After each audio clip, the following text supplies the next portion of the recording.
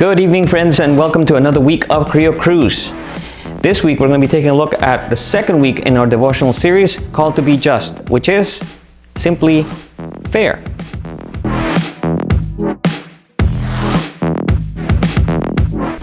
One of the big questions that has plagued theologians or people that study the Bible, or even Christians at all, is this: is God really fair?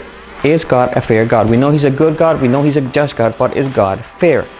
And I would like to say yes and no to that. He is, but He isn't. See, and what I mean by this is best illustrated if I share with you a story from the Bible. It's found in Matthew 20, by the way. If you want to take a look at it on your own, you can go ahead and read it. It's fantastic. Matthew 20. This is a story. There was a guy who owned a vineyard. That's the place where grapes are grown, where they make wine or grape juice, either one. He owned the vineyard, and it was harvest time, and he noticed that he was going to need a lot more work than the people that worked his vineyard. So he decided to go out into town and find workers. Back in those days, if you needed a job, all you needed to do was go down to the center square of the town and wait. People would come, offer you work, and you would get a job for the day, and you would get paid a predetermined wage.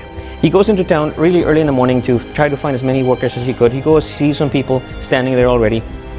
He goes and talks to them and arranges to pay them 1 silver coin, or a denarius, for a day's work. He takes them back to his farm. They start working, but around noon he starts noticing that the harvest is actually more than he thought, and he was going to need some more help.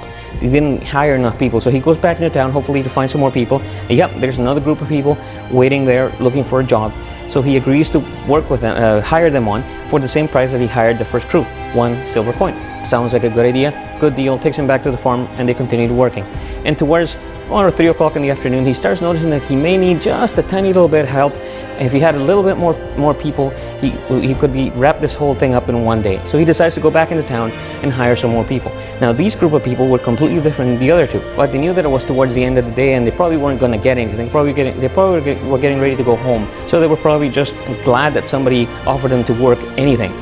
So they decided to do something. They decided, sir, why don't you decide what you're going to pay us at the end of the day? We'll work, we'll do whatever you need us to do, but there's not that much day left, so we'll leave it up to you. Whatever you want to pay us is fine. So he takes him back to his farm. They work, they wrap up the work, and then towards the end of the evening, he's doling out and paying everybody what he agreed. To the first group, he gives 1 silver coin. To the second group, 1 silver coin. And to the third group, he decides to give 1 silver coin. It seems kind of unfair, and the other 2 groups thought so too, because especially the guys that got hired first, because they were there first. They worked the longest, all right? They did the most work. And these guys who just showed up like an hour ago were getting paid the same as the guys that worked the entire day. It seems really, really unfair. So they went and asked the boss, the owner of the vineyard, hey, why did you do that? Why did you pay these guys the same amount we did? Because we worked the entire day, and these guys just worked an hour. It's not fair. And the owner of the vineyard says this: you and I agreed on a price before you started working, and you've been paid your agreed price. Now these guys, they left it up to me to decide what I would pay them. Now, if I choose to give them the same money I gave you, is that any business of yours? It's my money. I can do whatever I want with it. But basically, this is the idea, if you can grasp it, of how God deals with fairness. Sometimes it seems unfair that people who do good and who work well in their jobs, or do well at school and stay out of trouble and focus and try to do the best grades, it seems unfair that sometimes the people who don't, the people who cheat and lie and try to get around things, try to get through, get usually bumped up or become more popular, or they receive more accolades. How come there's people in the world who are starving while other people have so much food that it gets thrown away every single day? What is the fairness in that? How is God fair here? Now, we need to remember one thing. Remember, at the fall, man decided to take our own future into our own hands. We decided to tell God, no, we don't need you. We're going to do things on our own. That, in what you see all over the world, with people being hungry and not having water, or good people working and not getting their due as they work, is part of the result of the fall. Now, when it comes to our family, to the Christian family, one of the things that God decided to write down in the scriptures in one of his commandments, I believe it's the second or third commandment, it says you should not covet. And that means coveting means be jealous of somebody else. All right, he didn't want anybody to be jealous of each other. Why? Because one thing you're going to discover about God is he's a very individualistic God. Yes, he loves big community and he loves the big crowd and he loves when everybody's together. But he's also very individualistic, very personal. He likes to deal with people one-on-one. So your situation is completely different than somebody else's situation. Your life is going to be completely different than somebody else's life. You're not going to be, even if you live in the same house, you're not going to be carbon copies of each other. So the idea of fairness that we have is that everybody should be getting the same equal treatment and receive the same things. Well, God knows us better than anybody else because he made us. And sometimes one person will require more than the other person. Somebody may be stronger than somebody else, so they may not require as much care as the person who does a lot. So God decides who is going to get what. He doles out fairness. It's not really for us to decide what we should receive. We can ask God for many, many things and he may give us what we ask for, but it's ultimately up to God to give us what he chooses is right.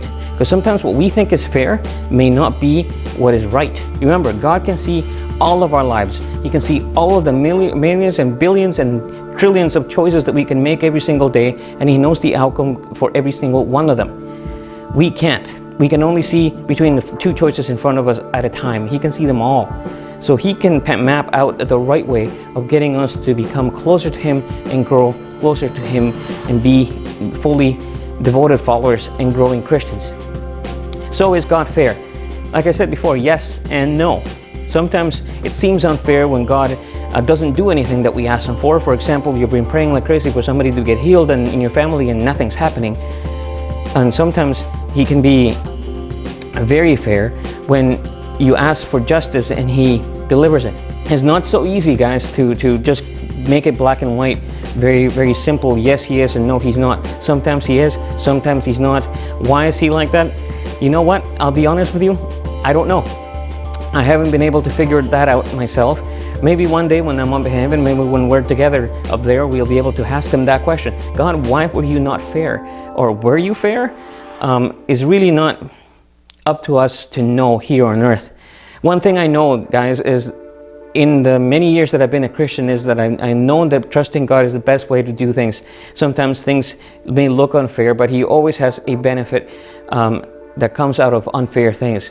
It's been in my experience that whenever I ask God, and I've complained to him millions of times, trust me, millions of times, about how unfair my life has been in certain areas.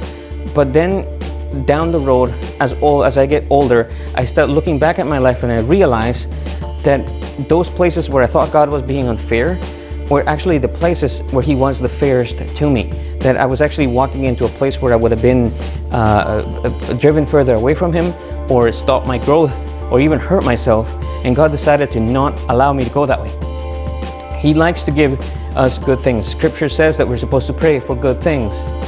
However, we always have to remember that as God, the Almighty God, the all-knowing God, he's the one that will choose to give us the things that we need and not necessarily the things that we want. And he will always give us the things that are going to be good for us. And sometimes the best thing that he can say is no. So remember that when God says no to you regarding something, it's not because he hates you or because he doesn't want to give you anything. Sometimes the no is a blessing. That's it for me this week, guys. I hope you have an awesome time with your cruise. Remember to do the questions, your group questions that are in the back of your devotional book, and hopefully you're doing your devotions every week before you show up to cruise. Other than that, remember we're a couple of weeks away from the Christmas experience night. You gotta be there. Remember that we're doing the crew contest where we're finding out who has the best Christmas crew party on the 13th of December. So make sure that you guys plan an awesome crew party, talk to your leaders, come up with some ideas, and make sure you take some Instagram photos and post them in our tag us Creo people on Instagram so we can judge who had the best Christmas party. We will see you next week when we take a look at week number 3. See you later.